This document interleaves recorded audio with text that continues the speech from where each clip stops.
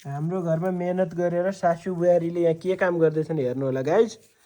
यो हाम्रो मामु हो, मामुको बुहारी। अनि उनीहरूले गरेको काम चाहिँ यो, अनि एउटा अर्को काम चाहिँ यो हेर्नुहोस् ल, सबैभन्दा लामो यो कालर बाल्ने होला। यो बनाउने चाहिँ यो अझ अर्कालाई दोष लागेको छ, आफू बिगार्ने। लामो लामो बनाएको छ। यो त यहाँबाट बाल्यो भने सूर्य विनायकसँग पुग्ला जस्तो छ।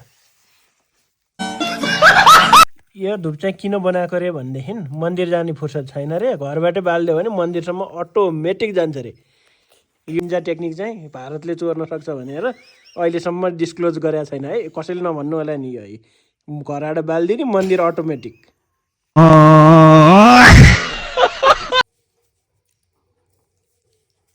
दिनभरिको काम यही हो, अर्थ जान छैन। घर बसो धुपबत्ती गर्नलाई यति दुईटा धुप बाल्न जान्छु, अलिअलि सिकिरहेको छु। भरिको कमाई निम्ठो मान गहुँ, खा भन्छन् सासु, कसरी सौँ